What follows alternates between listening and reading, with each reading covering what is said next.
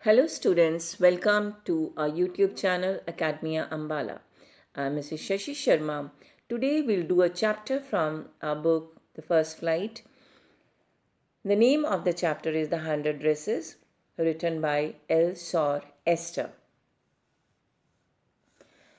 L. Sor Esther, or Ruth Rosenfield, was an American author. She was born in West Haven. Originally, she was a librarian. She started her writing career following a case of tuberculosis. While she was bedridden and recovering, she began writing down some of her childhood memories, which later turned into full length children's books. Now, how do we judge people around us? By their money, wealth, and possessions, or something of more enduring value to look for in a person? The story of the 100 Dresses is a sensitive account of how a poor girl is judged by her classmates. Vanda Petronsky is a Polish girl who goes to school with her other American children in an American town. These children see her differently. It is Monday morning, and on Monday morning, Vanda Petronsky was not in the class seat, but nobody noticed her absence. The next day, Tuesday, again Vanda was not in school, but nobody noticed her. It was on Wednesday that Peggy and Maddie, who sat with children who got good marks, did notice that Vanda was not there. Vanda sat in the seat next to the last seat in the last row in room 13. She sat in the corner of the room where all the rowdy boys sat. The boys did not score good marks and they were very loud. Peggy was the most popular girl in the school. She was pretty, she had many pretty clothes, and her hair was also curly. Maddie was her closest friend.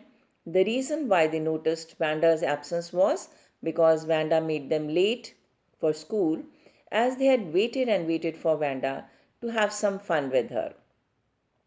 They often waited for Vanda whensoever they wanted to have some fun with her. Now, Vanda Petronsky, she's the main protagonist of the story. Her name was different. Children thought it to be funny. Vanda came to school alone and wore a faded blue dress. She didn't have any friends. She lived in the Boggin Street, which was the poorest neighborhood in the town. She sat in one corner of the room 13, not because she was rough and noisy. On the other hand, she was quiet and rarely spoke. A lot of girls talked to her. Sometimes they surrounded her in the schoolyard as she stood watching the little girls play hopscotch on the worn out hard ground. Vanda, Peggy would say, giving one of her friends a nudge. Tell us, how many dresses did you say you had hanging up in your closet?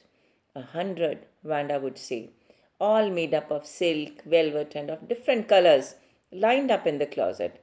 And how many shoes did you say you had? 60 pairs, all lined up in the closet. All alike? Oh no, every pair is different, all colors, all lined up. Peggy was also not really a bad or a cruel girl. She protected small children from bullies and she cried for hours if she saw an animal being mistreated. Now, why she was annoyed with Vanda was that why should she be telling lies? Anybody could see that she was a poor girl. She also thought that Vanda wasn't an ordinary person because she had a very different name. Maggie and Paddy were friends, but she did not like Vanda being nagged. Maddie was poor herself. She usually wore somebody's hand me down clothes. She thought that thank God she did not stay in Boggin Heights or have a funny name because she did not like Vanda being asked questions in a mocking, polite voice. She felt embarrassed. She was also scared that suppose Peggy and others started in on her next, although she was not as poor as Vanda. Mary did wish that Peggy would stop teasing Vanda Petronsky. Maddie and Peggy were late for school, but she was glad that she had not waited for Vanda and that she had not made fun of Vanda. Maddie worked on her arithmetic problems absent mindedly. She wished to write a note to Peggy to stop making fun of Vanda, but she tore it away thinking that what if she was the next target for the girls in the school? She was scared of being made fun of. Now, thinking about Vanda and her 100 dresses, Maddie began to wonder who would win the drawing and the coloring contest. For girls, this contest consisted of designing of dresses, and for the boys, designing of motorboats. And she thought to herself that Peggy would win the girls' medal because Peggy drew better than anyone else in the class. At least that's what everyone thought. She could copy a picture so well that everyone could tell who it was. Maddie was sure. Well, they will know it tomorrow as the teachers was going to announce the winners. The next day it was raining, and as it was raining, Peggy and Maddie did not wait for Vanda.